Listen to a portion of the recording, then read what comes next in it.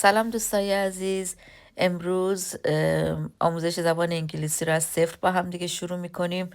همونطور که میبینید میدونید که حروف زبان انگلیسی 26 حرف دارد و ما در هر ویدیو فقط چند حرف را یاد میگیریم و طرز نوشتنش را یاد میگیریم و چگونه تلفظ میشه. تنها چیزی که خیلی مهم هستش یادگیری خود اون حرف در اون کلمه هستش. حروف اول انگلیسی ما A هست، B هست، C هست و D هست. خب همونطور که میبینید اینها هر کسی میتونه این حروف الفبا رو به تنهایی تلفظ بکنه، اما چیزی که مهم هستش که درون کلمه چطور تلفظ میشه. تنها چیزی که در هر آموزشگاهی به شما گفتن نمیشه، در هر آموزشی به شما گفتن نمیشه، اینکه طرز تلفظ کلمه در حروف در داخل کلمه هستش. الان ما کلمه ها رو مثال میزنیم. مثلا A، مثلا یک مثال میزنیم مثل اپل. اپل. اپل خودش به معنای سیب هست.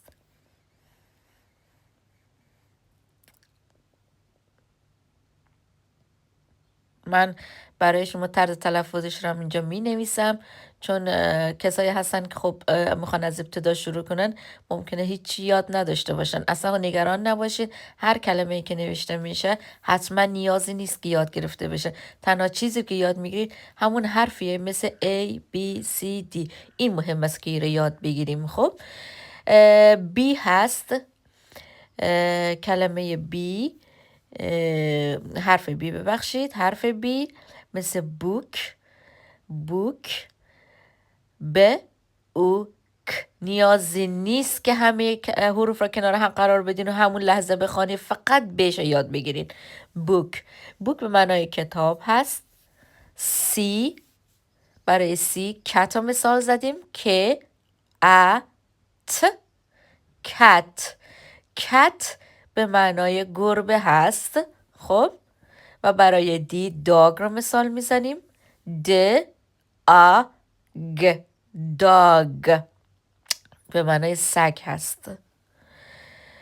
همونطور که گفتم هر حرفی وقتی داخل یک کلمه می رود بخوای تلفظ بشه، تلفظش دیگه اون کلمه اصلی تلفظ نمیشه، اون حرف اصلی تلفظ نمیشه، چون وقتی وارد یک کلمه میشه کلن آوایش تغییر میکنه. خب مثلا نگاه کن، میخوایم بگیم ا، مثلا میگیم ا، درسته در حالت حرف انگلیسی ای خوانده میشود، اما وقتی وارد کلمه میشه صدای یا ا میده یا صدای ای میده یا صدای آ میده. اما برای بی فقط یک صدا داریم.